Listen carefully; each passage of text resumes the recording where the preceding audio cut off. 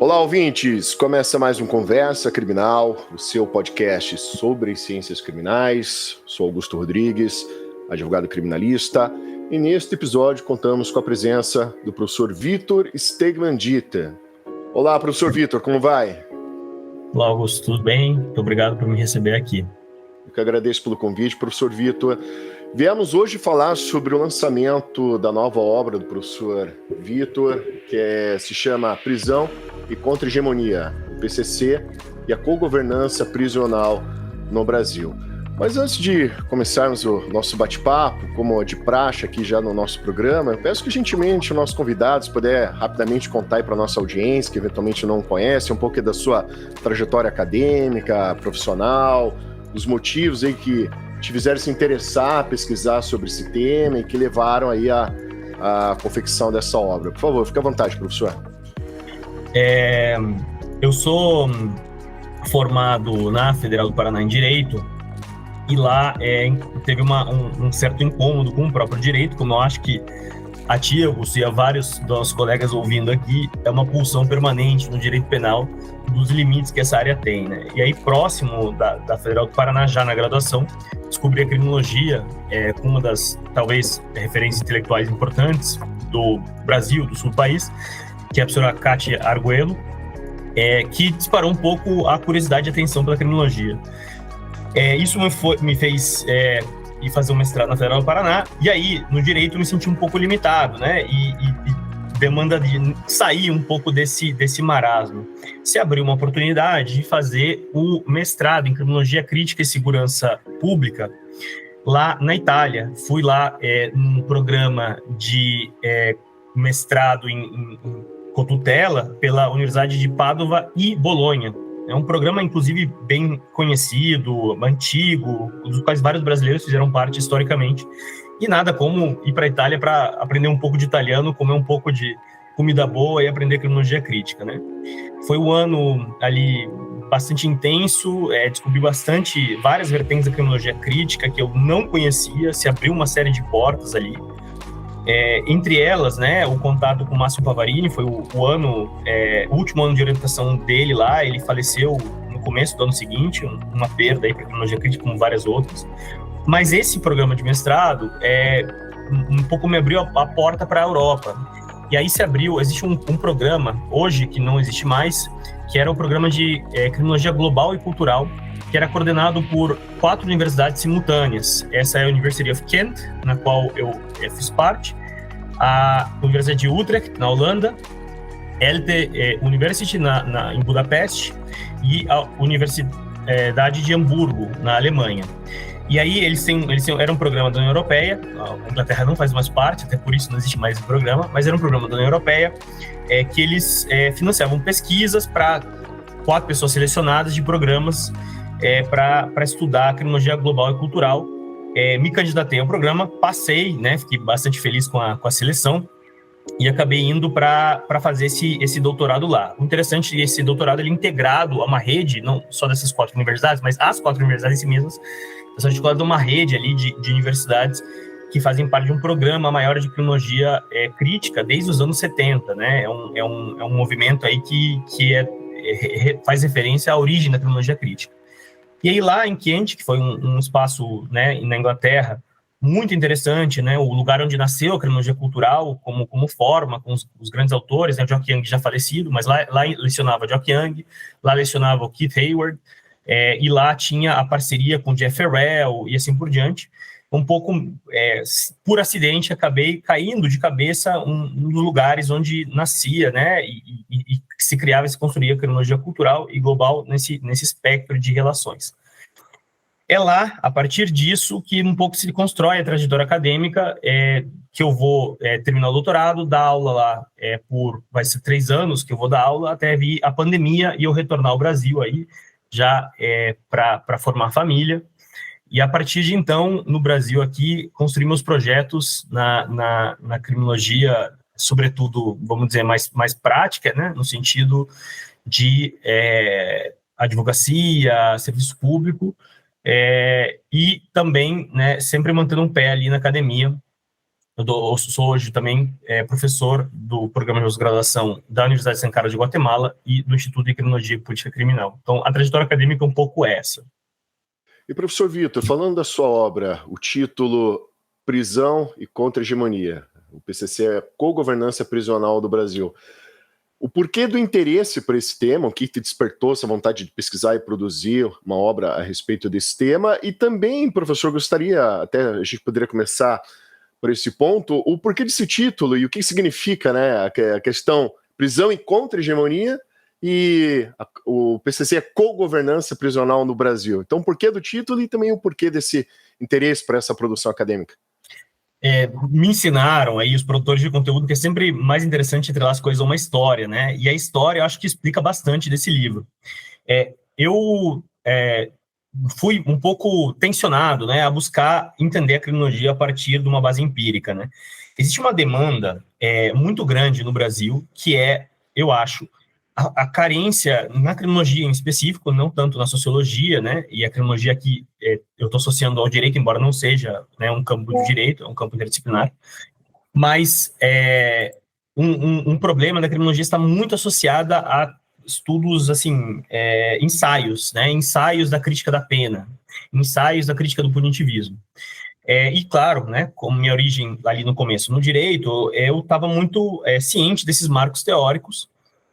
Quando eu sempre, no entanto, uma insatisfação em relação a isso, né? Uma estagnação, vamos assim dizer, né? Quando a criminologia se instaura aqui no Brasil nos anos 70, 80, tinha alguma contribuição nisso. Com 20 anos passados, na época que eu estudava ainda na graduação, já sentia uma estagnação desses discursos que, embora importantes para promover, digamos, uma ideologia crítica ao assunto, pouco contribuíam para entender o fenômeno, né, da delinquência e do controle social. Eu vou para a Europa e sou instigado a fazer pesquisa empírica, né? Engajado não apenas análise do discurso, nem análise de jurisprudência ou da literatura. Vou tentar pesquisar o que eu consigo achar na época sobre crimes de Estado, e aí eu estudo um pouco um caso lá do Dourado dos Carajás, na minha dissertação na Itália, que inclusive recentemente surgiu um artigo comparativo que eu fiz aí em relação ao massacre que aconteceu do Salles Pimenta, né? O grande advogado, defensor de direitos humanos. E lá, eu fiquei pensando da falta que existia de uma análise sobre como a violência estatal controla as prisões a partir da resposta às rebeliões, né? Era um período que eu estava estudando, para quem no Brasil, né, tem uma dimensão, sobretudo ali do Paraná, que era um período ali entre 2011 a 2015, de muitas rebeliões no Brasil, muitas rebeliões, né? E isso rememorava um pouco como elas estavam sendo, digamos, a resposta que foi dada ao Carandiru como grande fenômeno brasileiro.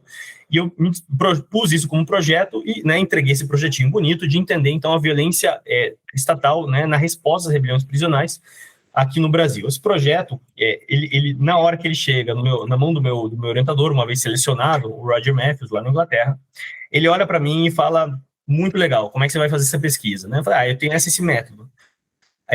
Falei: bom, então me traga mais informações e vamos desenhando isso. E aí eu comecei a conversar com ele, né, do fato de que as rebeliões, elas precisam ser construídas, né, na intermediação entre como presos e PCC, reagem, né, constroem essa resposta a essa negociação estatal pelos corpos de atuação especializados a controle de crises, e como também aos próprios guardas prisionais, né, policiais penais, agentes de custódia, e a administração penitenciária. E ele começou a questionar: tá, mas se esse PCC é tão relevante nessa intermediação, né, o que é esse PCC? E começou a puxar a corda desse assunto. E aí, na época, né, Augusto deve, né, ter muito claro isso, a época, e específico a gente está falando de 2015, estava no auge um dos debates, que se considerava, né, qual que é a causa da queda do homicídio no Brasil. O homicídio caiu significativamente. E falei: bom, é que o PCC está diretamente associado nas pesquisas a alguma causa da queda de homicídios, né? E aí ele falou: como assim? Né? Esse é um dos problemas centrais da criminologia crítica, que é muito pouco discutido. A criminologia crítica só fala do punitivismo, não discute a queda do homicídio. Você tem que entender isso. Eu falei: não, mas já existem pesquisas que explicam isso, né? Tem pesquisas muito boas sobre esse assunto, que mostram alguma correlação aqui, mesmo que maior ou menor grau, mas que mostram que existe um fator de causal aqui. Eu falei: não, mas não explicam como ele faz isso. Eu falei: não, Tem algumas que sim. Ele me explica como. Ele falou, isso aqui é insuficiente. Você precisa estudar isso aqui antes de estudar qualquer reação. Então, eu vou ao Brasil, então, com essa agenda, né, em mente, preparado, ali tem uma certa formação de método, né, empírico, para tentar entender como que o PC interagia para reduzir esse homicídio. E eu entro direto na prisão, nesse espaço que era o locus, né, da compreensão das rebeliões prisionais. Na medida que eu entro na prisão, e eu já vou falar desse momento, que ele é bem interessante, eu começo a descobrir, e eu tenho, né, eu consegui um acesso inédito à prisão para entender as relações internas, e 2, eu consigo conversar com os guardas, né, na época eram chamados agentes penitenciários, hoje policiais penais, sobre como que eles constroem relações com o PCC, né, e não só com o PCC, né, com os presos, de modo geral. Aí eu expando, então, a minha pesquisa empírica para tentar entender, eu vejo o que é o PCC e o que é a relação dos presos e o que é a relação do Estado, de modo geral aqui, para manter a ordem prisional. Né? E aí eu construo uma série de possibilidades de pesquisa que vão desenhando essa relação do PCC e dos presos e dos guardas dentro da prisão. Eu acho que é assim que vai nascer o título da minha tese. Era uma tese sobre PCC, ou sobre facção, e se torna, na verdade, uma tese sobre prisão. Só para dar um pequeno parênteses aqui, quando eu comecei a escrever isso aqui, isso aqui foi produto de uma tese, né? Os meus orientadores falaram, você tem 2 teses. Você tem uma tese sobre PCC e uma tese sobre prisão. O problema é por que elas são uma só. Né? É isso que você tem que entender, né? Assim, formular. E isso foi um problema enorme, eu vou falar para vocês. O programa de doutorado é para durar 3 anos. Comigo foi praticamente 7. E por que foi praticamente 7? Porque eu tive que entender como que essas duas coisas se entrelaçavam. Eu tinha muito material empírico, né? E já posso explicar um pouco mais as fontes desse material empírico depois que a gente entrar. Mas eu tinha muito material empírico. E o problema é que ela resultava em 2 discussões completamente separadas. Uma sobre facções, ou gangues, que seria o termo que a gente, né, usa em inglês, como que as gangues criminosas, né, ou máfias, organizações criminosas, né, conforme parte da literatura, e de outro lado, como é que a prisão se organiza. Parecem se misturar, mas não se misturam de uma maneira clara, porque a literatura é completamente diferente uma da outra. As discussões, os problemas são completamente diferentes uns dos outros. E aí você entender, e aí foi a grande chave, e acho que esse é o grande salto, como que elas se cruzam é onde surge essa tese chamada, né, prisão e contra-hegemonia, né, o PCC e a cogovernança prisional, porque ele explica um elemento central que está ausente na discussão da literatura. Aqui eu vou ser um pouco, vou me dar o luxo aqui de ser um pouco defensor da minha obra, né, e defensor um pouco da contribuição, né? Se eu não fizer isso, quem vai fazer? Fique à vontade, professor. O objetivo justamente do nosso programa é fazer divulgação científica, promover o conhecimento e as obras de qualidade como as suas. Então, por favor, fique à vontade. O objetivo desse episódio é justamente promover o seu livro e despertar o interesse do nosso ouvinte de adquirir sua obra e estudar sua obra. Por que eu estou falando isso? Porque a primeira obra em fazer 2 coisas importantes. A primeira obra na criminologia fazer 2 coisas importantes.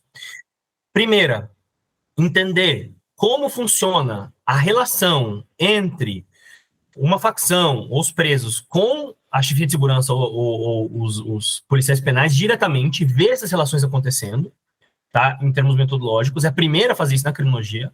E a segunda, e a primeira também, né, segundo aspecto, que é a primeira também, em conseguir mostrar como que se articula na literatura, na construção da ordem prisional. Não é que não existem teorias que discutem a relação entre presos e guardas, por exemplo.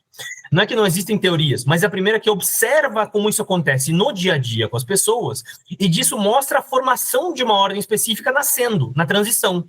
Eu consigo observar ali uma relação entre presos, entre eles, né, e entre PCC e presos, entre PCC e Estado, guardas, agentes penitenciários, né? Eu sei que é horrível falar o termo guardas, mas é que mudou tanto o termo nesse período, então, né, guardas. E isso mostra o nascimento de uma governança prisional. É daí que vem esse título, da contra-hegemonia e governança prisional.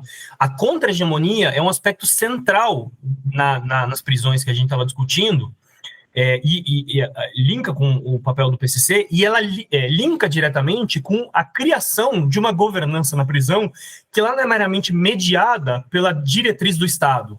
Ela é mediada pelas relações como os presos com o Estado criam uma ordem particular. E veja, isso não é menor. Por que não é menor? Porque a literatura dominante brasileira e mundial lida com os presos como se corpos fossem. Só que os presos não são corpos. Os presos são pessoas interagindo diretamente com como funciona a ordem. Não importa quão confinada seja, existe uma inter-relação da cultura prisional ali que modifica as relações prisionais. E esse é um problema da literatura dominante. Ela é literalmente ver da perspectiva de cima para baixo, ou seja, da crítica, né?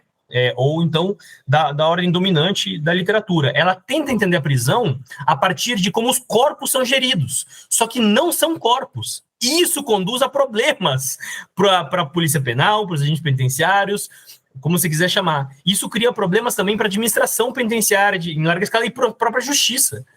Porque esses corpos, eles moldam, transformam, criam relações diferentes.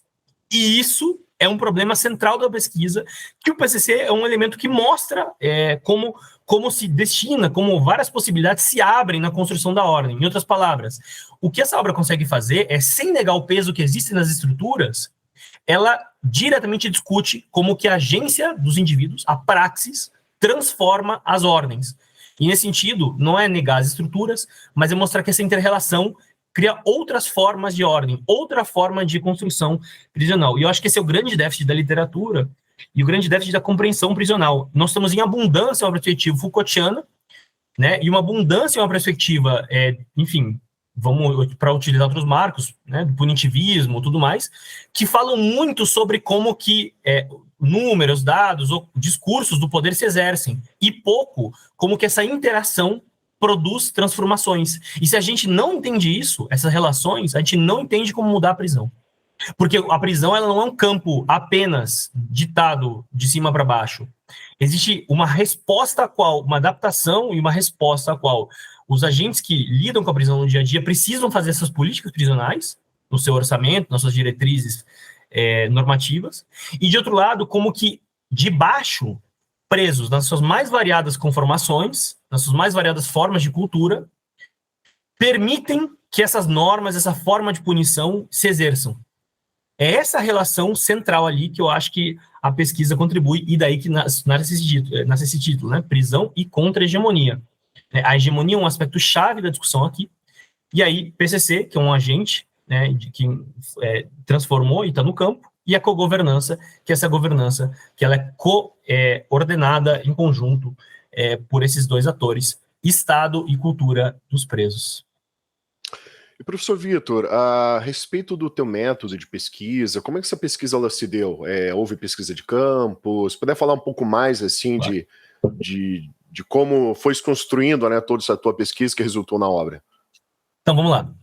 Eu chego no Brasil, né, assim, veja, sou da criminologia, mas tinha um déficit de pesquisa empírica muito grande, né, fiz um aprendizado, curso de formação especificamente de aprendizado sobre pesquisa empírica, mas chego no Brasil um pouco tentando aprender a lidar com algo que é muito difícil, que é estudar facções e prisão. São dois campos de estudo, olha, não recomendo para ninguém, né, assim... não recomendo porque facções, você tem que ficar sempre preocupado, olhando né, para trás o que está acontecendo, né, se você está expondo alguém a risco, e se você está se expondo a risco, e aqui eu não falo apenas, né, das pessoas que são faccionadas, falo também do perigo, né, em relação à polícia, por exemplo, encontrar material, por exemplo, de entrevista, né, associar você a facções, colocar você, de alguma forma, na mira, né, disso. E, de outro lado, a prisão, que é um campo de pesquisa, a definição que se usa é opaco. Às vezes, eu não sei se essa definição da literatura é perfeita, porque o que acontece na prisão é que você tem diferentes versões da mesma coisa, mas que as pessoas, como na prisão, não se comunicam muito, são versões da mesma coisa, diferentes entre si, que não se comunicam e todo mundo está falando a verdade. E você tem que fazer uma síntese daquele negócio num ambiente extremamente hostil à pesquisa, né? Porque, afinal de contas, tudo que está lá pode ser vazado de alguma forma, seja para os presos ou para os agentes penitenciários. Então, então, ninguém quer falar nada, e você tem que tirar um pouco o leite de pedra naquele negócio. Então, a pesquisa dá nessas duas frentes. Como é que foi? Né? Eu consigo uma autorização para pesquisar no Brasil, e até eu consigo uma autorização aqui, depois da aprovação ética, tudo, de pesquisa em 5 prisões, faço pesquisa em 5 prisões diferentes. Vai ter uma prisão em particular que vai ser privilegiado o acesso de pesquisa, mas eu faço nessas 5 prisões entrevistas com pessoas presas e com agentes penitenciários. Nessas 5 prisões, todas elas, eu tento entender como que a interação acontece entre agentes penitenciários e presos. É óbvio que tem uma que eu vou ter um acesso privilegiado por acidente, e isso acontece nas melhores etnografias, que é o caso do que acabou sendo a minha pesquisa, né? Virou uma etnografia. Eu, por acaso, numa das prisões de segurança máxima, por uma falta de um lugar para fazer as entrevistas, eu sou colocado numa sala de atendimento jurídico que, em razão de uma reforma, era lá no que os policiais penais chamam de fundão da cadeia. Ou seja, muito próximo de onde as galerias se abrem e são. Nesse fundão da cadeia, né, eu consigo ter um acesso ali, digamos, próximo, sei lá, uns 10 metros, 5 metros ali, entre 5 a 10 metros, da inspetoria, da sala da chefia de segurança, da sala de onde chegam, de onde são inspecionadas os jumbos, como dizem em São Paulo, né, ou nos outros estados, as sacolas, e também no lugar onde eles ficam aguardando atendimento, seja para ir para o atendimento médico, seja para atendimento jurídico ou para ir à escola. Em outras palavras, um lugar de circulação na cadeia, né? A cadeia tem pouca circulação, e esse era um lugar de circulação. E por que isso era tão relevante? A princípio, a administração penal queria que eu ficasse trancado naquela sala, né? Entrevistando pessoas lá sem interação com os presos. Só que como a unidade de segurança, né, máxima, o que acaba acontecendo é que entre uma entrevista e outra, entre a má vontade de alguns policiais penais, né, com várias ocupações ali, às vezes por maldade, às vezes por, né, profissão mesmo, que é muito ocupada nas tarefas burocráticas do dia a dia, na incapacidade de movimentar um preso para fazer entrevista comigo, eu ficava ali esperando, e não vou brincar aqui, Augusto, foi um processo de terapia budista praticamente, porque eu tinha que ficar, às vezes, desesperado, porque eu precisava de material para voltar para fazer pesquisa empírica, nervoso com o número de pessoas que eu precisava entrevistar para ter alguma informações contraditórias que eu tinha que checar de alguma forma, sem contar eventualmente o preso, né, que eu ia entrevistar e dizia, não, obrigado, não quero ser entrevistado, por causa do medo que isso acontecia. E eu ficava lá, às vezes, esperando 2, 3, 4 horas num dia. Imagina, uma prisão eu tenho 8 horas no máximo para pesquisar, no melhor dos dias, porque às vezes tem que me retirar antes. E às vezes eu ficava 4 horas esperando para entrevistar uma pessoa que dizia, desculpa, eu não quero ser entrevistado, e voltava para sua cela. Nessas 4 horas, no começo, né, eu ficava com dor na bunda, porque é sentado literalmente na cadeira, aguardando pacientemente e tentando me controlar as ansiedades para ter alguma pesquisa e voltar para produzir alguma coisa e terminar um doutorado, uma obrigação que eu tinha, né? Do qual estava sendo financiado pela União Europeia, e se não, eu ia ter uma responsabilidade financeira pro resto da vida, não podia pisar mais na Europa, porque eles iam tirar todos os meus patrimônios, né? O que eu faço? Eu começo, no começo, né, a aguardar pacientemente. Lentamente eu vejo que eu consigo, quando o café acaba, eu conseguia sair para pegar café. E é no cafezinho que eu encontro a maravilha. O cafezinho é uma maravilha no Brasil, porque o cafezinho ele permite relações sociais que nenhum outro ato social permite. Na busca do cafezinho, na chefia de segurança, na inspetoria, eu consigo circular por aquele lugar que eu falei, que passam tantos presos e os agentes penitenciários estão agindo. É ali no cafezinho, na busca do café, que os agentes penitenciários, na questão de 3, 4 meses, naquele espaço, né, nessas 4, 3 horas de espera para um outro preso vir conversar comigo, eu consigo circular por esse espaço, e eles se acostumam com a minha presença lá, enquanto eu aguardo. Porque no tomar do cafezinho, eu pareço um preso, berrando por alguma coisa. Um preso que não tem nada para fazer senão conversar comigo. Um agente penitenciário que quer deixar um preso esperando atendimento de propósito, às vezes, ou às vezes porque não tem, tá uma fila grande, e não tem com quem conversar e vai conversar comigo. Um agente penitenciário do sindicato que está brigando lá no fundão da cadeia para ter alguma mudança na sua posição. Um chefe de segurança estressado porque aconteceu alguma coisa. E uma inspetoria tensa, né, para manter uma ordem ali interna. E é assim que eu lentamente vou vendo, né, essa relação dos agentes penitenciários, dos presos acontecendo. No tomar do cafezinho, no levantar da sala, na observação. E aí eu vou com 3, 4, 5 meses de pesquisa. eu vou conseguindo ver como que as relações daquele fundão da cadeia de segurança máxima, onde o PCC predominava, eu consigo ver como que funcionam as coisas dentro, no dia a dia, e se torna, portanto, uma metodologia que era de entrevistas, se torna de observação participativa das relações internas lá, né? Esse hábito de me ver lá, é isso que ela se torna. Isso do lado da prisão. Do lado da rua, o que eu faço? Eu vejo que, às vezes, as informações da prisão são contraditórias. Eu vejo que os agentes penitenciários não estão totalmente confortáveis em conversar tudo comigo. Então, eu ativo todos os contatos que eu tenho para buscar pessoas que estão dispostas a conversar comigo na rua.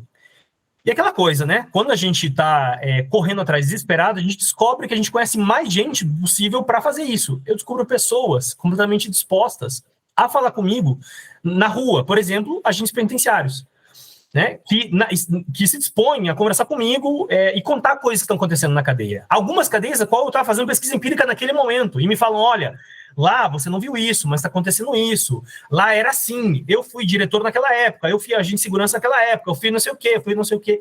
E começam a construir na perspectiva deles como que a ordem prisional funcionava com eles lá dentro, às vezes da própria unidade, às vezes de outras unidades. E eu também consigo fazer uma relação com as pessoas que saem da cadeia, né? Eu começo a descobrir, por contatos, pessoas que estavam, em alguns casos, nas próprias prisões que eu estava, né? Não no imediato momento, né?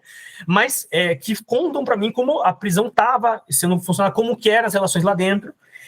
E assim, no Brasil, existe um problema gravíssimo, que é o contato direto de pessoas presas com pessoas na rua. O celular, o WhatsApp, foi um elemento essencial aqui. Por quê? Na medida que essas pessoas na rua, né, ganham confiança comigo, que eu as encontro, né, elas começam a dizer, eu sempre tenho aquela dúvida, mas isso está acontecendo mesmo? Mas tal. Daqui a pouco elas começam, não, é isso aqui mesmo. Não, você não acredita em mim? Vou te mostrar. Eles, às vezes, encaminham mensagens, áudios do que está acontecendo naquela cadeia, naquele exato momento, em contato com essas pessoas na rua, né? E assim eu vou tecendo as relações na rua do que é o PCC, do que são as pessoas presas vivendo lá na perspectiva deles mesmos, na perspectiva dessas pessoas presas fora da própria unidade, e também como que eles veem a relação, né, do PCC na rua, né, dos agentes de segurança na rua, dos agentes penitenciários na rua, e eu construo, então, esse momento lá na rua. Isso também exigiu um certo tempo e dedicação, né? Não foi delicado.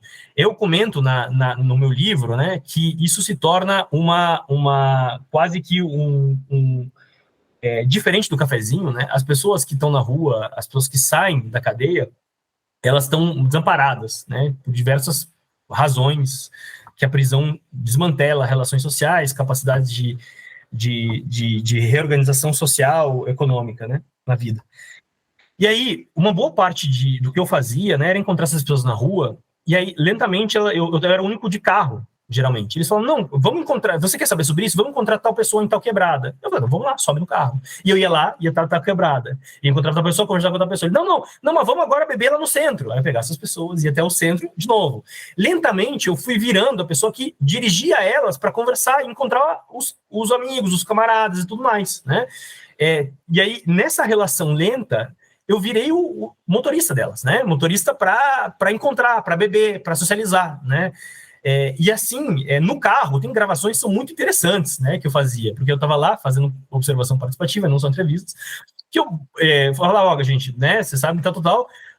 Vou ligar o gravador para perguntar vocês como é que as coisas lá. Eles claro, né? Eu estava lá, aspas, a trabalho, né? Fazendo trabalho de campo. Eles não, né? Então eles pegavam aqui e levavam como uma forma de lazer. Aí tinha rap tocando a 1 milhão no rádio, eles fazendo bagunça, comentando coisa, cantando coisa, uma multiplicidade de vozes, né? Rolando ao mesmo tempo. Então tem momentos assim da observação participativa que são muito curiosos. Não sabia nem como traduzir isso ao papel em alguns momentos, porque realmente ocorre. Eu cheguei uma vez a dirigir eles, né? Até o litoral. Porque um deles, né, precisava ir ao trabalho e precisava de uma bicicleta. Ele, né, não estava conseguindo pagar a tarifa de ônibus. E eles descobriram de um cara que estava vendendo uma bicicleta. Quando eu chego lá, eu descobri que essa bicicleta era um cara que comprava e vendia bicicletas roubadas, né? E aí eles trazem a bicicleta de volta para o cara poder trabalhar aqui na cidade. Então, essas relações, assim, elas foram se criando, se entrelaçando, e acabaram formando um pouco desse panorama, assim. Foi nesse sentido que eu conheci as quebradas, foi nesse sentido que eu comecei a ver um pouco como, por exemplo, alguns deles que vendiam drogas, um pouco organizavam a vida deles, né, em torno dessa atividade, como que eles tentavam sair do crime. Inúmeras pessoas que eu via ali no esforço, né, de tentar buscar trabalho, né, e eu tentei ajudar, dentro do possível do que eu podia, né, então, assim, tudo que eu, né, escrever currículo, tudo mais, mas é uma realidade um pouco trágica também, né, na rua, não vou fingir aqui que não é trágica. Em geral, era muita dificuldade de fazer eles conseguirem um pouco sair daquele sofrimento que era a vida diária deles, mas teve um esforço sempre um pouco por tirar daquelas, né, assim, para você ter uma noção como o campo foi intenso e como o campo, né, me deixou assim, não só nervoso, mas também eu mesmo, né, estava sempre preocupado. No período que eu estava pesquisando, dos meus entrevistados, 3 pessoas foram assassinadas. Né, dos entrevistados, assim, das pessoas que estavam participando, né, seja pela polícia, ou seja por eles mesmos lá, ou enfim, né, quer dizer, e aí na sequência que eu voltei para terminar a pesquisa empírica lá, outras mortes vieram, né, e outras prisões vieram, assim, então pessoas que foram condenadas a 30 anos de cadeia, pessoas que foram condenadas a 15 anos de cadeia, a 20 anos de cadeia, por crimes do mais variado tipo, né, desde o tráfico de drogas, assalto à mão armado, latrocínio, homicídio, assim, pessoas que não foi coisa pequena, né, e também não foi coisa leve. Então eu estava sempre, quando eu estava na rua com eles, sempre um pouco tenso, né, com o que podia acontecer comigo, mas também se parar um policial aqui, né, como é que a polícia vai me ver, o que eles vão fazer com esse gravador que está gravando aqui, eles falando tudo isso aqui, o que eles vão fazer com as mensagens que eles me encaminham sobre o que está rolando aqui, né, foi ao mesmo tempo foi um grande aprendizado, foi muito tenso, né, foi um momento, assim, de bastante estresse. Posso dizer que saí com esse aprendizado, que foram positivos, que ajudaram a compor o que eu acho um livro bastante inovador na perspectiva da criminologia crítica nesses aspectos, né, mas eu não recomendo a ninguém, né, foi um período um pouco que passou e tudo, eu não recomendo muito porque levou a momentos, assim, de pico de estresse, pico, né, e assim, veja, às vezes você tá conversando lá e sai coisa sobre facção, sai sobre PCC diretamente, né, e aí, imagina, o perigo daqui a pouco eles me ligando, o perigo daqui a pouco eles vindo atrás, o perigo eles me associarem com isso, que eu tô tirando informação, ou que a pessoa que eu tô conversando seja um informante, e essa pessoa, né, ser assassinada alguma coisa por ser considerada X9, né, ainda que tudo seja anonimizado. Não é simples, não é delicado, mas, de fato, consegui boas entrevistas, né, uma imersão no campo muito profunda, consegui, de fato, entrevistar pessoas, seja no PCC, como fora do PCC, consegui entrevistar pessoas que eram oposição ao PCC, consegui conversar com pessoas que eram de uma linha de repressão da segurança pública, assim como pessoas que eram de uma linha de ressocialização da segurança pública nas ruas, e eu acho que, em total, foi muito produtivo como campo teórico e empírico. Professor Vitor, temos produções, né, no campo literário, não só acadêmico, no literário como um todo, né, obras jornalísticas e pesquisas a respeito do PCC. A gente até fazendo um contraste, fazendo aí, até também, né, para despertar o interesse do nosso ouvinte, né, a sua obra, comparada a essas, assim, como é que a gente poderia colocar, assim, há um contraste, há uma abordagem diferente, como é que a gente poderia comparar, assim, por exemplo, essas pesquisas jornalísticas em relação ao PCC a uma pesquisa acadêmica, criminológica, até sociológica, né, a gente pode chamar assim? Pois então, existe uma diferença bem grande, né? Assim, o jornalismo, ele costuma pegar uma perspectiva aqui de produzir matéria. E produzir matéria é focado em indivíduos e focando no brutal, né? Então, a perspectiva que predomina na mídia, né? E não estou nem falando daquela mídia mais popular. Eu estou falando, assim, da mídia em geral, como tal sujeito criminoso, e essa facção mata e destrói e tal. O que sempre é um campo da verdade, não dá para negar, né? Algo de verdade há em tudo isso. Qual que é o problema dessas perspectivas? elas deixam de entender que esse fenômeno, ele é sobretudo uma cultura que tem uma história e que tem um significado, uma função, uma contrafunção lá dentro, né? Então, para pegar, assim, a gente começando com o PCC para cair depois nas prisões, né? Por dizer, o PCC, as duas perspectivas teóricas mais importantes, creio eu, são a Carina Biondi e a Camila Nunes Dias, as duas grandes referências intelectuais sociológicas sobre o estudo. E ambas têm grandes contribuições que destoam do que a mídia fala. Porque, se de um lado a Carina Biondi tenta mostrar a cultura dos presos, criando uma certa organização entre eles, que ela vai chamar um coletivo, ou que ela vai chamar de um movimento, né, que responde a partir das ansiedades, dos anseios internos ali, né, do que a massa dos presos, da população presa, precisa para responder às suas dificuldades. A Camila Dias, o que ela faz é dizer, esse lado, por assim dizer, ele tem que ser entendido como uma perspectiva política deles, política no sentido do Estado mesmo, né, assim, né, comparado como se o Estado fosse, e tem um lado econômico disso, né? Então, temos um lado que é a cultura prisional, e de outro lado temos essa explicação quase como se fosse um Estado, com uma perspectiva econômica, uma perspectiva política, um desdobramento ali, quase como duas linhas de eixos, né? Temos um eixo econômico e um eixo X e Y, econômico e político. O que eu tento fazer na pesquisa, e aí que ela destoa das perspectivas, com certeza, da mídia, né? Porque a mídia traz o fenômeno de maneira bastante limitada, um pouco incapaz. Só para mostrar como o fenômeno é limitado na mídia, né?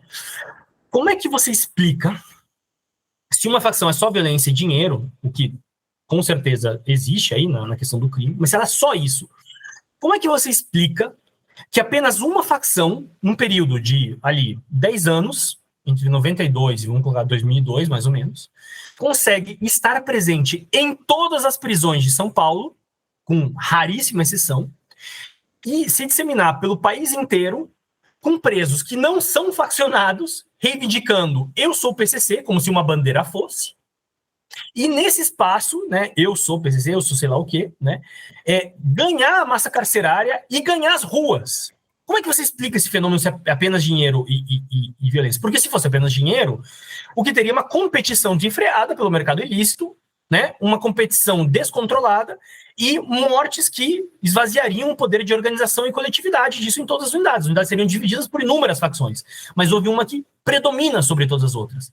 Então, esse limite, esse espaço ali que a teoria tenta suprir por esses dois grandes marcos, que são a Carina Biondi e a Camila Nunes Dias, né, vão ter essas duas perspectivas de resposta. Um que vai dizer que é a cultura, que eles conseguem ganhar da massa carcerária, que se torna o PCC, e outro que vai dizer que é o fato de que eles juntam a economia com um eixo de controle e dominação política. O que eu tento oferecer como alternativa a essa mídia, né, e contribuindo nessa literatura que já existe?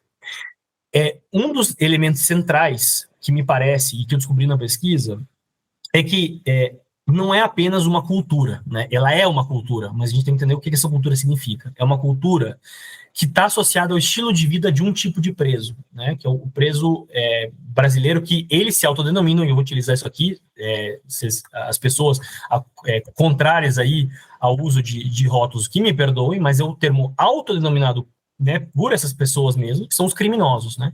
E criminoso aqui é um título de honra, né? Porque você, para ser um criminoso, você precisa ganhar isso, né? Não é todo mundo que é um criminoso. Tem gente que é patife, tem gente que é estuprador, tem gente que é um verme, né? E não são criminosos. São pessoas que, por exemplo, delatam, pessoas que são os estupradores, por exemplo, não são considerados criminosos, né? As pessoas que todo tipo de crime sexual são excluídos desse rótulo de criminoso. O criminoso é uma pessoa que, né, vive dessa cultura, né, debaixo dessa subalternidade, né, e vive não apenas na cultura, mas economicamente também. Ele vive desses dois anseios simultâneos.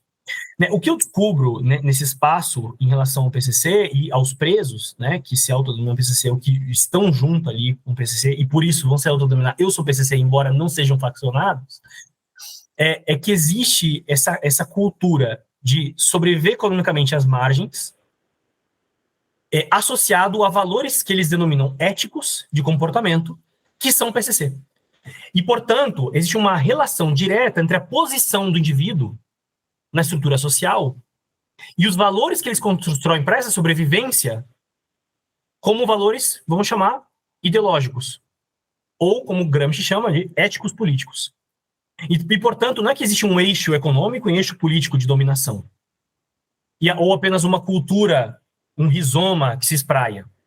É da vida diária desses sujeitos e das normas de conduta que eles criam que o PCC surge, se ressurge e organiza essa ideologia, esse programa ético-político que conduz essa massa carcerária a uma forma de vida. E uma forma de vida que se inspira no que eles são, como eles são. Então não é que o PCC vai dominar a economia a despeito dos outros, ou monopolizar a economia a despeito dos outros. Ele vai compartilhar esses valores econômicos marginais com toda essa massa. Você não precisa ser PCC para ser traficante. Você não precisa ser PCC para ser ladrão. Mas a forma como você rouba, como você trafica, como você se relaciona, ela se reproduz na visão ética política que o PCC organiza. E por isso, às vezes, no que eles vão chamar os companheiros, né, do PCC, ou irmãos que são os batizados, né, que são da organização, ou os companheiros, podem assumir posições, inclusive, de organização, de comando, às vezes, nas suas quebradas ou nas prisões. Porque eles reproduzem formas de valor que estão ancorados em uma visão de mundo e organização ético-política que o PCC propõe. É essa ética política, né, baseada no estatuto deles, que dissemina o PCC pelas prisões. E é óbvio que a pessoa entrar no PCC, ela não entra apenas por um valor ideológico ético-político. É também ancorado de onde ela vem na sobrevivência econômica marginal. As duas coisas são articuladas. Para usar uma metáfora aqui, é do econômico egoísta que surge o econômico político, o ético político. E, portanto, é uma articulação entre essas duas esferas, não como articulações que são alienadas, como se fosse um eixo X ou Y aqui, ou como se fosse uma cultura isolada desses elementos. É da vida desses sujeitos e da organização da vida desses sujeitos que ganha força o PCC. E aí eu estou falando do PCC no sentido larga escala aqui, né? Não apenas como organização nas prisões, mas isso vai ter repercussões muito importantes nas prisões. Não à toa que o PCC é comandado das prisões. E não à toa que o PCC surge e se mantém nas prisões. É diferente nesse sentido do Comando Vermelho, embora paralelos importantes existem. Porque a prisão é um locus de organização. No Comando Vermelho, digamos, ou nas outras facções, né, a prisão é um momento de aprendizado, no qual você sai e você ajuda a organizar a quebrada. Isso existe no PCC. Mas nas quebradas sempre existe o retorno para a prisão, para perguntar se as coisas estão funcionando do jeito ideal. Uma conferência, né? Isso significa que a prisão se torna não apenas espaço de aprendizado ou de aprofundamento, como às vezes as teorias sobre máfia dizem, no qual você ganha quase que como um escoteiro, né? Uma fitinha, né? Eu passei por isso e por isso tem que ser respeitado. Não. A prisão ela se torna literalmente um momento ético-político, que é um momento onde você entende como as coisas funcionam e você organiza o resto a partir de lá. Não é para dizer que as quebradas, que a autonomia da rua não tem significado, mas é a partir da sua inflexão com a relação da cultura prisional que elas ganham a dimensão e força ético-política. Né? Isso não é à toa. Veja, o PCC proibiu boa parte das atividades econômicas nas prisões. Né? E isso permite que eles sejam muito mais fortes na economia na rua. Né? E permite que eles se organizem muito melhor na rua. É essa inter-relação que eu acho que a pesquisa consegue elucidar muito, né? É levando a sério o discurso sobre como o discurso ético-político nasce desse fenômeno, desse sujeito. E, portanto, existe aqui uma concepção que a gente pode falar depois, é essencial sobre o que o marco teórico ajuda, né? Porque se você tem um marco teórico que separa política de indivíduo, ou legitimidade de sujeitos, né? Ou pensa o Estado como um exercício apenas da coerção, e, portanto, alheio aos sujeitos no dia a dia, mas apenas como força externa que se implica a eles, aí você tem explicações ilimitadas do fenômeno. É na inter-relação, realmente, entre o que significa ser sujeito no mundo e se relacionar com as estruturas econômicas, políticas, que nasce a explicação sobre o funcionamento do PCC. Professor, e como a gente já mencionou no início do nosso programa, o seu livro ele aborda o PCC e a cogovernança principal. Então, se o professor também puder falar mais sobre a cogovernança, como é que ela entra dentro desse teu trabalho. O problema central da criminologia no sul global, nesses anos, tem se posto a como que a governança nas prisões ocorre. Existe uma tese que é muito importante do Máximo Souza, que é um grande intelectual argentino na criminologia, que vai tentar entrelaçar como que o sul global organiza as prisões, né? E vai propor que aqui existe um fenômeno próprio, que é a própria forma como os presos interagem com a ordem dos guardas. E aí contrastar o que a gente chama da ordem do norte global, que é uma ordem muito mais rígida e organizada, né, e individualizada, para essa outra forma de cultura prisional no qual os presos ditam como que a ordem acontece lá dentro.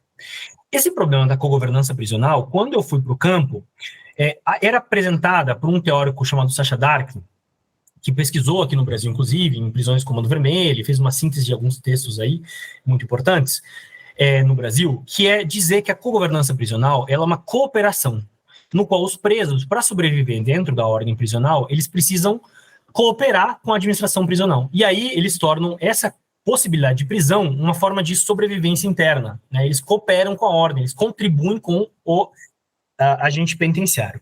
Qual foi o meu problema, né? Essa teoria eu sabia que existia. Cheguei em campo e comecei a observar nas relações prisionais entre chefia de segurança, inspetores, presos e PCC, que não existia muito bem lá o que a gente pode chamar de vamos chamar cooperação, que é o termo ou uma colaboração, né, como o Sacha Dark coloca. O que eu vi, na verdade, era que eles chegavam a pontos em comum, a sensos em comum, né, em acordos. Então, por exemplo, para dar um exemplo que eu gostei de usar no livro, né, existia um momento que os presos queriam pintar a quadra, porque eles não conseguiam mais jogar futebol na quadra. E não tem recurso do Estado para pintar a quadra. Então, eles tinham que correr atrás da própria tinta para pintar a quadra. Só que para pintar a quadra, o que você precisa fazer? Você precisa deixar a massa presa, né? Os presos trancados, por às vezes uma semana, dependendo se tem chuva, se não tem chuva. E você precisa deixar eles trancados lá. Você precisa comprar a tinta, deixar os presos trancados, ter alguém para pintar, que são os próprios presos, né? E, de outro lado, né, a chefia de segurança não, né, assim, não vê benefício em deixar coisas externas entrar. Né? Qual que é o benefício que eles têm de pintar a quadra para os presos? Né? Mas é uma demanda que os presos estão trazendo. O que eles fizeram, então? Eles sentam em comum ali, por exemplo, né, na prisão em questão, existiam pessoas que falavam pelos presos, os tais dos ou disciplinas ou bloco, que é quando tem mais de uma pessoa, ou quadros, esse chama que fala ali para coordenar essas questões maiores dos presos com a ordem prisional. Vocês vejam como é importante, porque alguém tem que falar pelos presos, né? E as pessoas são PCCs, né? Então, eles sentam ali com a chefia de segurança e dizem, não, a gente consegue que a máscara fique trancada, eles não vão se rebelar por isso, eles não vão reclamar, não é uma ordem que vem da chefia de segurança, a gente consegue comprar e deixar aqui as tintas, né, para ser pintadas, o senhor autorizando, aí o senhor escolhe quem pinta, né, que geralmente são os faxinas que vão pintar, o senhor escolhe quem pintar, né, o trabalho é seu, e aí a gente mantém a população presa tranquila, trancada, por às vezes uma semana, às vezes mais. Foi 15 dias que eles ficaram trancados, 15 dias que eu não consegui entrevistar ninguém praticamente naquela galeria lá, porque eles estavam pintando as celas ali, e isso não é pouco tempo para quem está trancado, viu? Numa cela superlotada aí, onde cabem 6, tem 12, né, no caso das celas, e aí eles negociam aquilo, chegam a um acordo, né, e aí chega as tintas e vem junto um placar, e a chefia de segurança, não autorizei o placar, e aí começa aquela relação, não, mas o placar é importante, porque a gente precisa acompanhar os gols, não sei o que, tal, e aí começa, veja, esses dia a dia, essa inter-relação, era realmente uma cooperação que existia entre eles, né, para chegar a um comum acordo de como fazer as coisas lá, mais simples que fossem, falando de pintar uma quadra, uma coisa super simples, né, mas essa cooperação ela envolvia interesses divergentes. Quais interesses divergentes? De um lado, a chefia de segurança, que precisava manter a ordem da unidade, manter eles calmos e tranquilos, os presos, e, portanto, precisava puxar aqui para privilegiar, né, a administração prisional e seus próprios agentes de segurança, para manter a ordem, e de outro lado, os presos que precisavam saber, né, como manifestar seus interesses. Eu chamo, em certo momento, isso de um cabo de guerra, né? Porque, às vezes, para a administração prisional, quanto mais tranca os presos ficam, melhor. Quanto mais subordinados e quietos ficam, é melhor. Ao mesmo tempo, eles não conseguem cortar tudo. Tem visitas, tem pátio, não sempre, por menor que seja, mas tem pátio, tem visitas, tem visita ao médico, tem visita ao jurídico, né? Tem a sala de aula, tem o trabalho, por menor que seja. E, de outro lado, tem esse cabo de guerra dos presos de querer ampliar essas coisas que eles têm. Então, o pátio tenha uma qualidade melhor, a comida seja melhor, que eles possam dialogar com isso tudo, né? E nesse cabo de guerra, o que existe às vezes, eles chegam a acordos, às vezes não. Mas são interesses divergentes. O que não existe ali é uma colaboração. Preso que colabora com o agente penal, o que ele é? Ele, para os presos, é um agente penal, como qualquer outro. Um cara visto como um X9, fora da cultura prisional, né? O cara que colabora com a ordem, com a governança prisional, ele é um inimigo da cultura prisional ali, em questão, né? Ele não é parte dos presos. E, portanto, o problema da colaboração prisional é que não existe uma proposição dos presos em ajudarem a ordem a estar melhor. Eles são essenciais, não nos enganemos. E para a qualidade de vida, que é essencial, né, nas prisões, para que haja um mínimo de dignidade e reintegração social, é central que os presos tenham voz. Mas eles não são ali um elemento de mera colaboração para uma melhor ordem. Eles são um elemento de demanda. E aí, nesse cabo de guerra, que se constrói uma ordem que ela é, e aí, construída nessa intermediação de diálogos. No caso tem pesquisas que falam que no Rio de Janeiro, por exemplo, isso é chamada ordem negociada. Eles vão dizer que essa ordem negociada ela é baseada lá numa relação violenta, no qual os presos ameaçam, se você não fizer isso, a gente rebela, e essa possibilidade sempre existe, e toma conta da cadeia. E, de outro lado, o guarda que aproveita ali da oportunidade para humilhar o preso, reduzir o preso à coisa, dar um tapa na cara do preso, a trancar o cara, a torturar o preso, porque eles têm esse poder efetivamente de fazer isso, a deixar eles trancados lá. Então, isso é o que no Rio de Janeiro algumas pessoas chamaram de ordem negociada. E isso, claro, envolve uma série de corrupções, porque aqui, claro, a pessoa que na malandragem sabe se dar melhor com um agente penitenciário, que tem uma posição econômica, pode se beneficiar de uma série de relações econômicas mesmo, e aí se dá bem nessa ordem prisional fragmentada. O que eu vi ali não é tanto ordem negociada, como os autores falavam, mas uma ordem dialogada em interesses divergentes, no qual esses dois lados, puxando de um lado para o outro, conseguem chegar a um ponto em comum nesse diálogo. É óbvio que esse diálogo ele é tênue, ele é frágil, ele pode quebrar a qualquer momento, porque um dia pode vir, eles podem chamar o que são, né, as forças de contenção, mandar todo mundo para a tranca, atirar bala de borracha, spray de pimenta, como habitualmente fazem, e mandar todo mundo ficar quietinho no seu lado. O outro lado, os presos também têm sua forma de responder, né? Eles podem se rebelar. Os presos se comunicam na rua, os agentes penitenciários têm medo e podem ameaçar aqueles que eles acham que estão abusando da autoridade, ou são violentos, ou são torturadores, né? Ou estão maltratando pessoas. O preso um dia sai e aí vai atrás desse agente penitenciário. O agente penitenciário quer brincar com isso, né? É um medo que esses agentes penitenciários vivem constantemente. Os presos também podem fazer denúncia, né? Eles têm um campo de denúncia para os canais de direitos humanos, para os juízes, e os presos também têm os canais de sabotagem. Eles podem inviabilizar o controle pelos guardas, né? Eles podem dificultar a vida. A hora de fazer inspeção, eles colocam objeção, eles reclamam, eles fazem tudo mais difícil. Vai ter visita do advogado. Os presos podem criar inúmeros empecilhos e o guarda precisa garantir a visita do advogado. Precisa garantir a visita do médico, até porque senão piora mais a situação. Então, essas formas de sabotagem, essa interação cotidiana, que eles podem ou não fazer, dependendo da relação interna, elas constituem uma ordem que não é nada de colaboração. É, na verdade, uma cogovernança que é produto de um cabo de guerra. É uma disputa. E aí vem um conceito-chave também do marco teórico, que não está presente nos marcos teóricos que explicam a ordem prisional, que é interesses, né? A teoria pós-estruturalista e pós-moderna faz questão de apagar a ideia de que existem posições e interesses objetivos na realidade, como se esses interesses fossem produto apenas do discurso, ou apenas aquilo que é subjetivo, né? Nas teorias críticas radicais, as posições sociais, elas em si mesmas, embora as pessoas não necessariamente tenham consciência disso, criam interesses nos indivíduos. Qual que é o interesse dos presos? Objetivamente posto: ter melhores condições de vida na prisão. Eventualmente, que a prisão não seja mais uma prisão. Esse é o interesse que eles estão puxando o cabo de guerra ali. E de outro lado, qual que é o interesse do Estado? É manter eles quietinhos sem problema, manter a disciplina lá dentro no sentido literal, né? Manter a disciplina no controle daquelas pessoas assujeitadas, que é o que Foucault e toda essa galera crítica adora falar. Assujeitadas, domesticadas, controladas. Esse é o interesse do Estado. É nessa disputa, no entanto, não surge nenhum nem outro. Não é que a prisão deixa de ser prisão, nem que o Estado consegue domesticar e sujeitar elas completamente. Existe um ponto ali intermediário, no qual esses interesses em disputa criam uma outra forma prisional. E aí que é essa noção de cogovernança. O que eu reivindico na teoria prisional é que a noção de cogovernança ela seja ancorada nos interesses objetivos que existem. E ela seja ancorada na ideia de que não existem apenas colaborações. Tem preso que colabora mesmo. Tem preso que vira mera ferramenta, extensão da mão do Estado.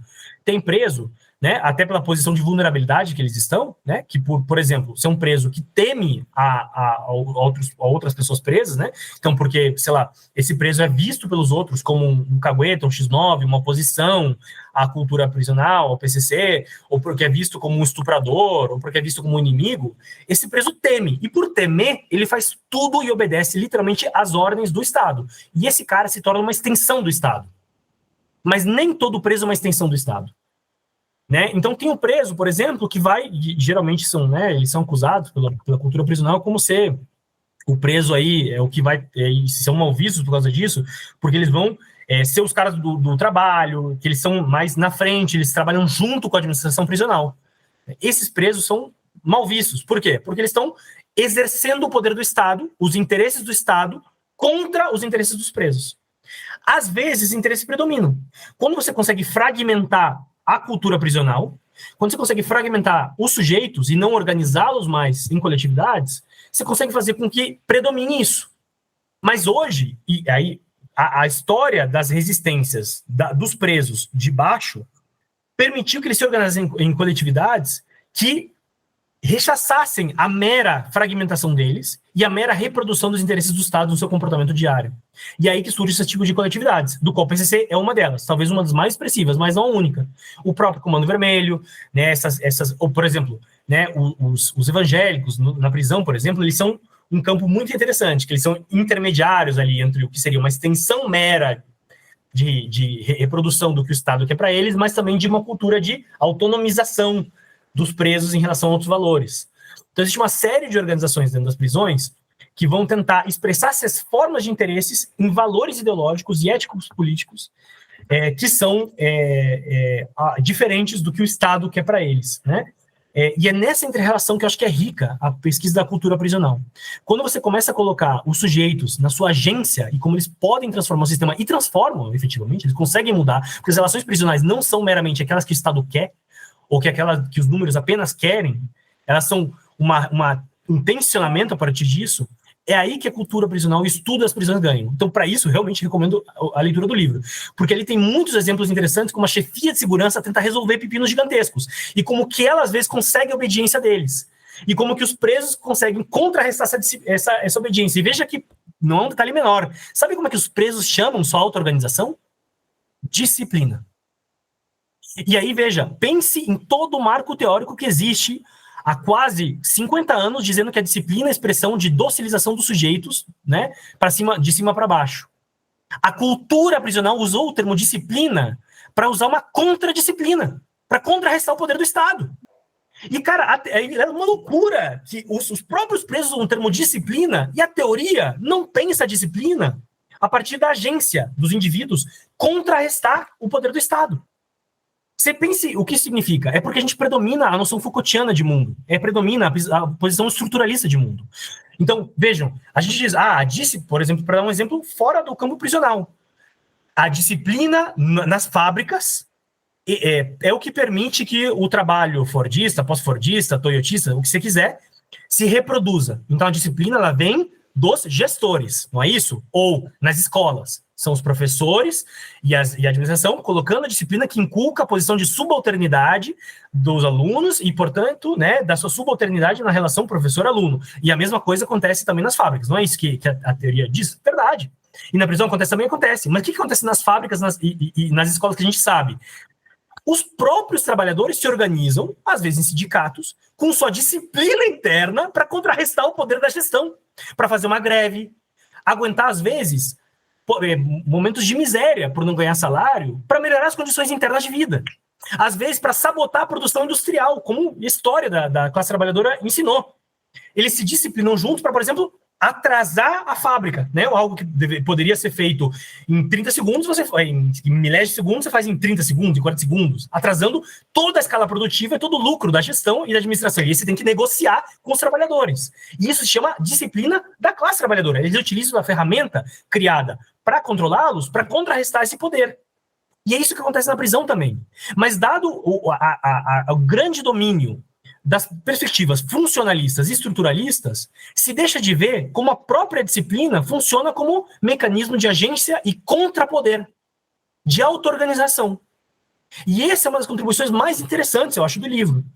É parar de pensar a mera estrutura como reprodutora e começar a pensar como isso nunca acontece 100%. Né? Porque existem ali formas de resposta a isso, que não é que meramente contrarrestam, mas que transformam como a estrutura pode funcionar. E determinam, portanto, outras formas de vida. E é pensar aqui os sujeitos marginalizados, ou a classe trabalhadora, ou, por exemplo, no caso, né, que eu dei das escolas, as agremiações juvenis, os movimentos estudantis, né? E aí, não estou querendo dizer que aqui tudo é positivo, né? Porque a disciplina pode ser para negativo também, mas estou dizendo pensar isso tudo como esforços da contra-hegemonia, no sentido que contrarrestam as estruturas e criam vidas que, se a gente não estudá-las com respeito e não estudar o que está sendo feito na base, nós seremos incapazes de alterar a ordem prisional. Porque a gente não entende como que, na ponta, isso conforma novas relações. Como que os presos se organizaram, como que eles acharam, no abandono que eles estão de possibilidade de transformação no nosso sistema prisional, como que eles acharam formas de transformar e se organizar lá dentro. Esse elemento é central para entender o poder. E esse elemento tem que ser integrado aqui na possibilidade de transformação social. E eu não estou querendo dizer aqui que o PCC ele vai conseguir fazer transformações sociais positivas. Né? Eu estou querendo dizer que a cultura prisional dos presos permite contrarrestar isso, às vezes de formas positivas, emancipatórias, às vezes de formas extremamente violentas e negativas, na vitimização.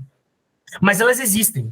E isso é um campo que é ignorado na pesquisa, porque a gente é tão obcecado com falar das estruturas no campo crítico, que a gente ignora que as próprias pessoas sujeitas a esse poder estão transformando a forma como esse poder existe. Acho que esse é um dos grandes desafios, mais contribuições que a gente tem que colocar no pensamento acadêmico crítico. E acho que são as grandes contribuições que existem aqui do pensamento criminológico, que não é feito, assim, na minha visão, por muitos teóricos brasileiros e internacionais, sobre o que significa, né, efetivamente, a criminologia, o punitivismo, o que significa a prisão, o que significa o crime, o que significa a delinquência. Né? Eles têm formas de relação aqui que são muito importantes ser estudados, e que, por vezes, né, são ignorados por um discurso que é denuncista. Né? Mas denúncia só não basta. A gente tem que entender como que essa denúncia está articulada com a transformação, que as bases fazem no seu processo histórico, cultural, de transformação das estruturas de poder. Professor, para o teu trabalho e até título do seu livro, o termo contra-hegemonia, mas para se falar em contra-hegemonia, o professor fez o estudo a partir do conceito de hegemonia, e para isso lançou mão do estudo gramsciano, né, da obra de Gramsci a partir do entendimento gramsciano de hegemonia. Como é que dialoga esse estudo gramsciano com essa tua análise, essa tua pesquisa sobre essa facção e sobre o sistema prisional? Por que hegemonia é um conceito tão importante no livro? Né? Assim, primeiro, a gente créditos onde créditos são merecidos. A primeira pessoa a usar a palavra hegemonia foi a Camila Nunes Dias, né? Então, ela usa o conceito de hegemonia para falar do PCC, dizendo assim, o PCC tem dois lados, o que é econômico e o outro lado que é a dominação. E esse campo de dominação é uma hegemonia, nas palavras dela, uma dominação política, no qual eles dominam como os outros devem se comportar ou se conduzir. Ela fala de hegemonia do PCC. O que acontece é que ela utiliza o conceito de hegemonia a partir de um marco teórico chamado Norbert Elias, que entende hegemonia por dominação, ou seja, uma coerção, né? O Norbert Elias, historicamente, resgata o conceito de hegemonia do Estado prussiano, lá na construção do Estado alemão, no qual o Estado prussiano é um elemento violento, que vai subordinar os outros estados ali na Alemanha à sua forma de se comportar, né, ao seu projeto político. E aí a ideia de hegemonia, né, como política, em última análise, ele é uma ideia de coerção. Qual que é a sacada e o pulo do gato? E aí, claro, muito interessante a perspectiva de hegemonia dela, mas por que eu uso o termo hegemonia? Porque hegemonia, em Gramsci, significa, né, e aí que acho que é o interessante, a hegemonia é uma forma moderna de criar consentimento, uma forma moderna de criar obediência, vamos assim chamar. Gramsci diz que, e essa sacada dele, que se no medievo a forma predominante de fazer que os outros te obedecessem era a coerção, você chega lá, né, armado e diz, camponês, faça isso, ou te mato, né, ou a escravidão brasileira é um exemplo ótimo disso, né, escravo, né, trabalhe, ou você vai sofrer chibatada. A forma moderna de dominação é uma que, sem nunca tirar do Estado a capacidade de utilizar coerção quando as coisas falham, ela predomina com seu uso da forma de convencimento ou de consentimento. Ou seja, comporte-se desse jeito e as coisas são melhores. Comporte-se desse jeito e as coisas funcionam, elas andam. E por quê? Aí tem toda uma ideologia relacionada a isso. Veja, não é apenas cultural. Então existe uma ideologia que justifica o Estado moderno. Né? Democracia, nós somos indivíduos votando, etc, etc. Existe uma ideologia sobre isso. Mas também existe uma noção aqui de, se você fizer as coisas pelo meio ideal, você vai ser beneficiado com isso. É uma relação ali de intermediação em benefícios, não apenas de coerção, né? Tá lá a coerção. Qual que é o pulo do gato daqui? Se aplicava a ideia de hegemonia na Camilo Dias para o PCC, que eu falei, cara, aqui eu acho que não existe hegemonia do PCC. Né? O que existe, na verdade, é hegemonia do sistema prisional. A hegemonia é uma expressão e uma organização do Estado. É o Estado que busca organizar nos seus aparelhos, né, nos seus aparelhos do Estado, e aí, puxando isso de Gramsci também, nos seus aparelhos do Estado, eles buscam criar obediências no sujeito. E, claro, a gente sabe que aparelhos do Estado, por exemplo, a educação é um elemento de consentimento central. Eduque-se, forme-se e você consegue um trabalho que não seja mão de obra, não seja precarizado. Seu salário é melhor, né? E o valor da educação junto com isso. E inculcar os valores de classe média como se fossem os dominantes em toda a sociedade, né, da classe trabalhadora, né, como se o sistema, por exemplo, e a noção de justiça, de equidade, né, que a escola cria, como se todo mundo tivesse igual oportunidade de ascender socialmente a partir disso. Então, esse aparelho, né, que é a escola, é fácil de pensar como uma criação de consentimentos, né, ou de consensos sociais. A mídia também, e tudo mais. O que eu faço, o pulo do gato, que não tinha sido feito na teoria até agora, é pensar a própria prisão como um espaço de consentimento. Como assim? Se a prisão ela é, por excelência, um espaço de coerção. Bom, a escola também é um espaço de coerção, a mídia também é um espaço que instrumentaliza a coerção, né?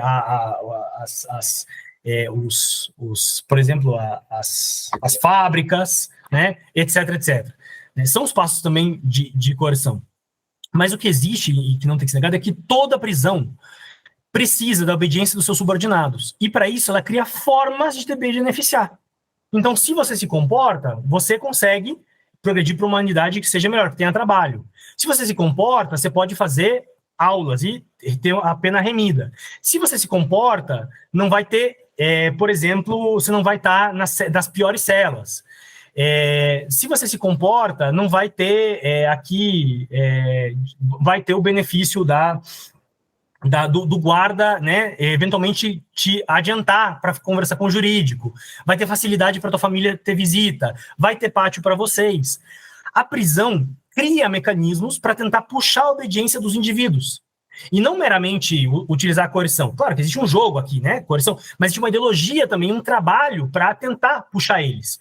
Toda prisão que não seja aquelas de segurança máxima, que você fecha os indivíduos trancados, que são muito caras e, portanto, são a exceção da exceção das prisões, utilizam formas de consentimento para tentar obter a obediência dos sujeitos aprisionados. Né? Todas elas utilizam em algum grau, inclusive aquelas de segurança máxima, que o indivíduo está trancado, ela também tenta né? Se o indivíduo não causa problema, não fizer greve de fome, não se torturar, sabe?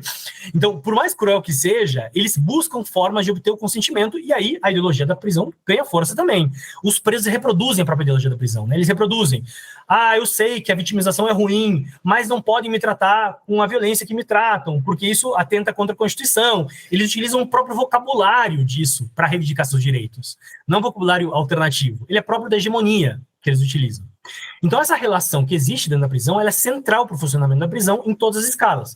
Juízes utilizam disso, secretarias de administração penitenciária utilizam disso, e diretores de unidades utilizam disso, e policiais penais na inter-relação direta com os presos utilizam disso cotidianamente, né? É assim que funcionam as relações prisionais, pelo menos onde existe uma sociedade que funciona na base da hegemonia, como uma sociedade democrática brasileira, né? E a sociedade brasileira, ela é democrática, ela não é apenas representativamente democrática, né? Ela não é democrática no sentido ideal do ser, onde todos temos condições de igualdade, habermasianos, mas dentro do limite de uma democracia significa no capitalismo, ela é uma democracia, inclusive diria melhor que a americana, né? E é curioso que no Brasil se negue tanto que a gente é uma democracia, porque a gente funciona melhor que os americanos, e se eles são uma democracia, como que a gente não? Existem inúmeros espaços democráticos no Brasil, né? Conselhos da comunidade, conselhos escolares, a democracia ela é viva no Brasil, uma reivindicação inclusive de baixo. A gente fez esse troço nascer na base da porrada, e nasceu, né? Um espaço de criação de consentimentos e consensos, de baixo. Nós não somos uma democracia no sentido vulgar, nós somos uma democracia no máximo que o capitalismo, no contexto brasileiro, consegue fazer, não é apenas representativa, que votamos a cada tanto. Existem movimentos estudantis, existem movimentos de base, que fazem isso acontecer. Isso acontece nas prisões também. E aí que está a chave. Quando a hegemonia tenta exercer uma forma de obediência e consentimento, que é criado por tudo isso, os presos reagem a isso. E eles reagem escolhendo como se comportar. Alguns vão se subordinar a essa hegemonia.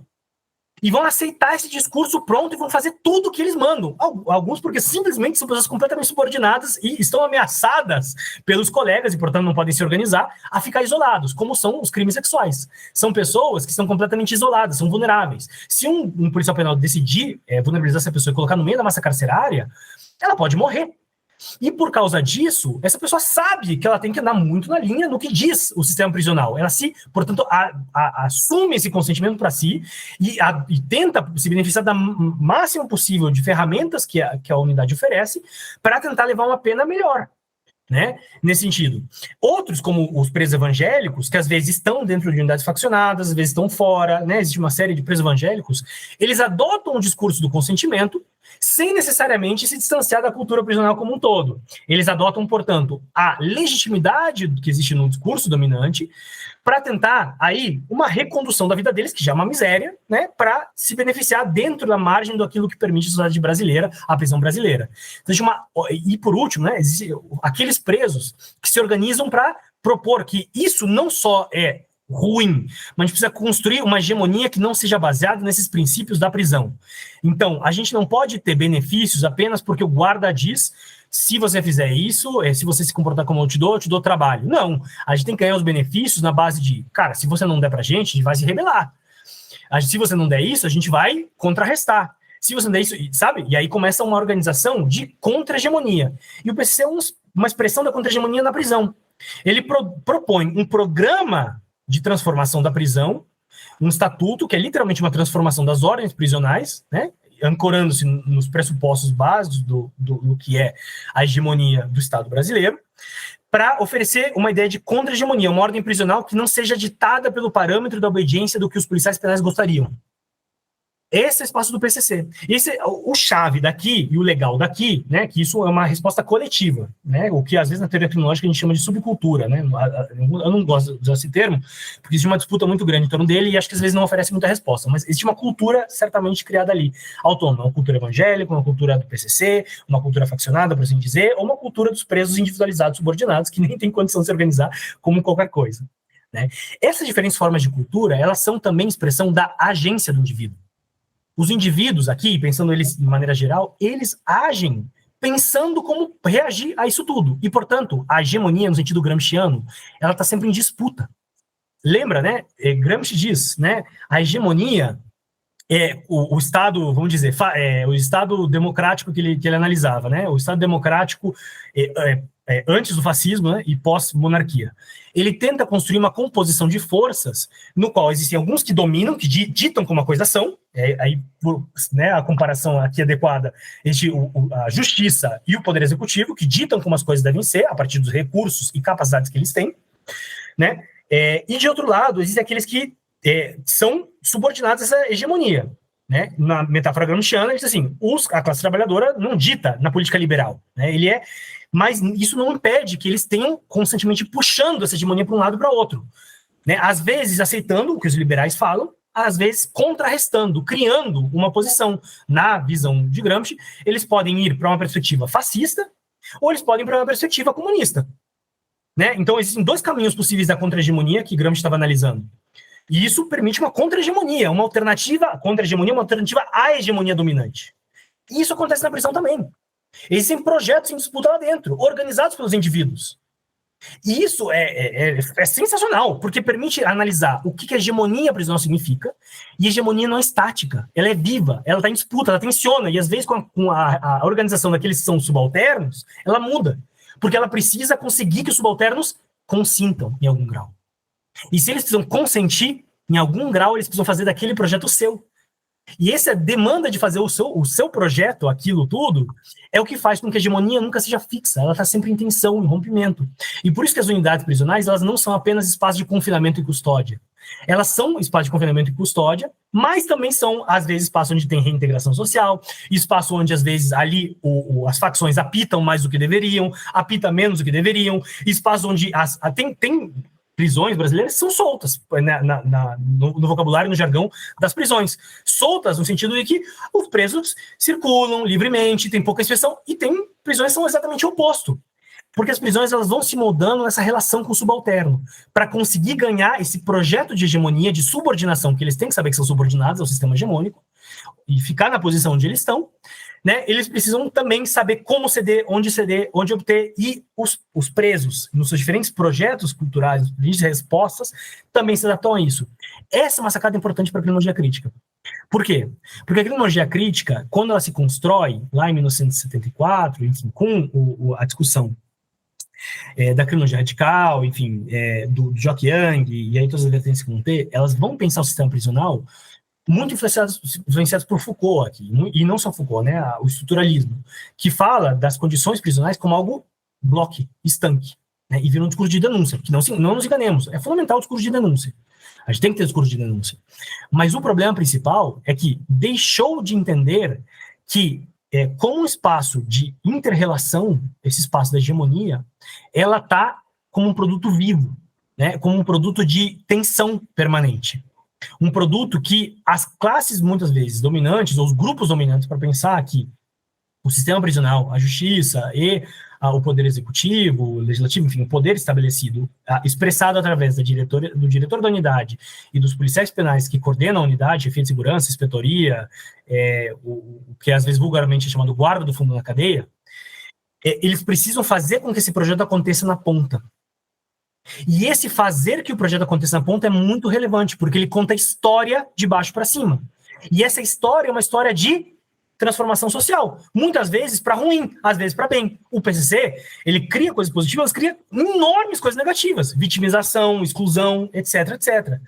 Né? E aí, é nessa inter-relação ali que, se a gente não entende essa intermediação, esse foco, a gente perde a capacidade de transformação da realidade. E aí o discurso que era denúncia, vira denúncia acadêmica. Vira academia. Se a gente não tá, e aí, para usar uma metáfora que o pessoal do trabalho gosta muito de dizer, né? Se a gente não tá junto com a massa trabalhadora, com a força de trabalho nas ruas e onde eles fazem as coisas acontecer, a gente não consegue transformar as fábricas. E não consegue criar um projeto alternativo, porque existe dominação. A mesma coisa acontece nas prisões. Se a gente não está entendendo, junto com a massa, como isso acontece, com as pessoas presas, com os familiares presos, com os indivíduos que são, aqui, como eles se autodenominam, criminosos, com os indivíduos que são não criminosos, mas vulnerabilizados pelo sistema prisional, com os policiais penais, com os policiais efetivamente, entender como que isso é construído na ponta, aí esse discurso de denúncia nunca vai ganhar forma de transformação social. Sempre vai ser uma mudança pelo alto. e aí sempre vai deixar de fazer essa mudança necessária no sistema prisional brasileiro. Eu acho que aqui é a chave, é a virada que a gente precisa um pouco absorver, eu acho, na criminologia crítica.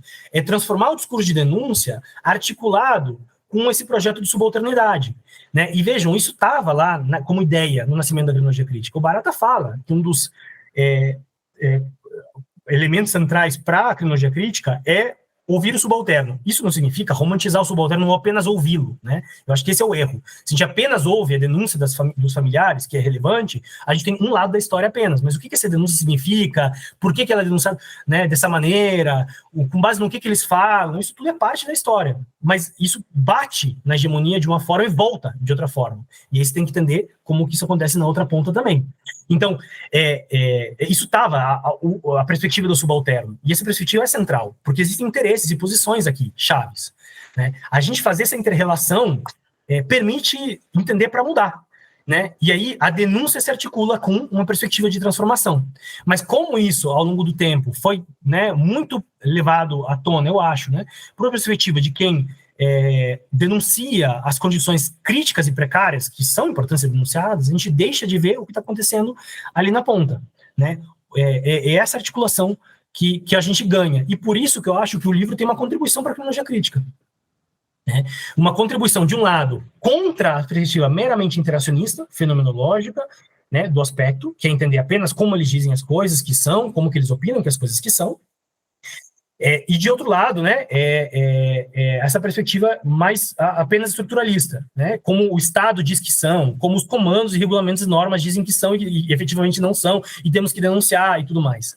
É nessa ponta aqui de articulação que a gente tem que pensar o que a criminologia crítica pode ser, né? Não à toa que a criminologia crítica vem falando que está em crise, sabe, há 40 anos. Parte disso é porque nunca ganhou poder, né? E é verdade. Mas também é porque se ela ganha um poder, qual que é a capacidade dela de transformar? Para poder transformar, você precisa entender como que a coisa está acontecendo de ponta a ponta. E se a gente não oferece perspectivas epistemológicas e empíricas de compreensão, esse projeto está fadado ao fracasso. E aqui que vem um pouco essa reivindicação. A prisão é um locus central de discussão da criminologia crítica há 40 anos. Como é que pode que a gente está tão distante de entender essa relação entre presos e policiais penais? Né? Esse, eu acho, né, sendo a prisão, e aqui a prisão é um dos tópicos da criminologia crítica, mas foi sempre uma atenção muito grande, muito dada, sobretudo para as perspectivas abolicionistas e tudo mais. Como pode que a gente sabe tão poucas relações e que a gente, né, isola tanto e deixa de compreender essa inter-relação? Eu acho que isso é uma contribuição legal do livro, assim. Eu acho que isso que é uma coisa que as pessoas podem ganhar bastante, porque apesar de ser uma análise sobre prisão, contra-hegemonia, PCC e co-governança, ela fala sobre os rumos históricos que nós temos que tomar. E um rumo histórico de como transformar o problema do sistema de justiça criminal brasileiro, tratando de um ponto específico disso, e que não é menor, que é o funcionamento da prisão. Bem, professor Vitor, estamos caminhando para o final do nosso episódio. Eu quero aqui agradecer mais uma vez pela sua presença e também deixar aqui o espaço aberto para considerações finais, né? O professor eventualmente trazer algum ponto que não foi discutido. Também, se quiser passar algum recado para a nossa audiência, fazer alguma indicação, por favor, fique à vontade. Poxa, Augusto, queria te agradecer muito pelo tempo aqui. Eu acho que o principal desafio que o livro encerra é o tal do problema PCC na prisão. Né? O que eu acho que o PCC fez foi, num espaço onde o projeto democrático brasileiro foi incapaz de transformar as condições da prisão, mas deu um discurso no qual isso precisava ser mudado, o PCC se ancorou ali na cultura prisional de mudança para ganhar a massa carcerária em torno do seu projeto. Isso aconteceu em várias prisões, né, pelo Brasil inteiro, e deu essa força toda que eles têm. O que a gente precisa pensar agora é, sobretudo, como fazer com que esse projeto, que é um projeto de controle e reprodução, que reproduz a vitimização, reproduz aí o crime, e o crime não nos enganemos, tá? Ele também é uma vitimização para as classes trabalhadoras, para as pessoas mais marginalizadas. Como é que a gente transforma isso em um projeto que seja necessariamente um projeto de transformação social e não de vitimização? Esse projeto, ele precisa necessariamente passar por levar a organização dos presos a sério. Isso significa dar um espaço que o Estado tem arrepios, dar voz ao sindicato dos presos. E excluir o PCC desse espaço de privilégio que eles têm de ditar a cultura prisional a partir de uma perspectiva de contra-hegemonia. Claro que os caras conseguiram esse espaço porque eles estiveram dispostos a peitar o troço, né? Peitar, bater, morrer. Quanta gente não morre? E nessa luta de mortes, que é uma catástrofe para as pessoas presas e para o Estado brasileiro, né? Para a cultura brasileira de maneira geral. O que a gente precisa aqui é achar um espaço onde o espaço de vitimização é reduzido e a gente dê voz aos presos para poder organizar e pensar sua vida lá dentro, de maneira a ter uma sociedade democrática. Isso significa, de certa maneira, excluir o PCC. Isso significa também excluir os elementos de violência, de coerção, de tortura do Estado brasileiro nas prisões, né? É um espaço muito difícil. É um espaço muito difícil de construção, né? Porque significa tentar lutar contra a vitimização que acontece a partir das facções brasileiras, do crime organizado, das organizações criminosas, como você quiser chamar, né? No que ele produz de vitimização nas periferias urbanas e nas próprias populações prisionais, né? E de outro lado, contrarrestar esse anseio do Estado por reprimir a todo custo, por matar a todo custo, por torturar a todo custo, porque é dali que nasce essa necessidade que os presos viram no PCC e abraçaram nele de fazer um contrapoder que não fosse apenas unidirecional. Aí que está a sacada, né? A gente precisa levar a sério, né, a voz dos presos, a gente precisa levar a sério a voz dos familiares, a posição de subalternidade, e é um projeto aqui maior, é um projeto de pensar a transformação do sistema penal brasileiro, dando espaço, margem, voz crítica a esses que mais excluídos são. Eu acho que é esse que a minha tese, né, e o meu livro, ele se direciona. Aqueles que mais vulnerabilizados são, mas que menos voz lhes é dada. Porque ao não conseguir falar diante do Estado em condições dignas, ou diante de uma forma alternativa de se organizar que não seja vitimizadora, essa gente está entre a cruz e a espada. E existe o projeto alternativo de democracia brasileira, que a gente vem construindo aqui no Brasil, né, há muito tempo. E eu acho que é nesse projeto que a gente tem que se ancorar para pensar as transformações. Não basta a gente apenas querer reformar os métodos prisionais, diminuindo superlotação, diminuindo a norma do que diz, vigiando se tem tortura ou não, isso tudo é importante. Mas se a gente não der um espaço para articulação, coordenação, criação de vida e sentido para aquelas pessoas presas a partir de suas vozes, aí esse projeto todo de transformação prisional está fadado ao fracasso. Esse projeto por cima de transformação não pode existir sem um projeto por baixo de transformação social. É aí que eu quero deixar um pouco esse projeto crítico e convidar todos vocês à leitura do livro. Eu espero que contribua, eu espero que repercuta bem, eu acho que ele tem várias contribuições interessantes e eu fico muito feliz e muito agradecido, Augusto, com o teu convite aqui para a gente falar sobre esse tema. Professor, eu que fico agradecido, lisonjeado, honrado aí pela participação. Quero deixar também um agradecimento especial a você, ouvinte, que nos acompanhou até esse momento, e te peço uma gentileza, caso você conheça alguém que se interesse por esse conteúdo, por favor, nos ajude compartilhando esse episódio. Eu vou deixar também aqui na descrição desse episódio a indicação do livro do professor Vitor Dieter para você, ouvinte, poder acompanhar. Esse foi mais um Conversa Criminal Podcast. Até a próxima e um grande abraço a todos.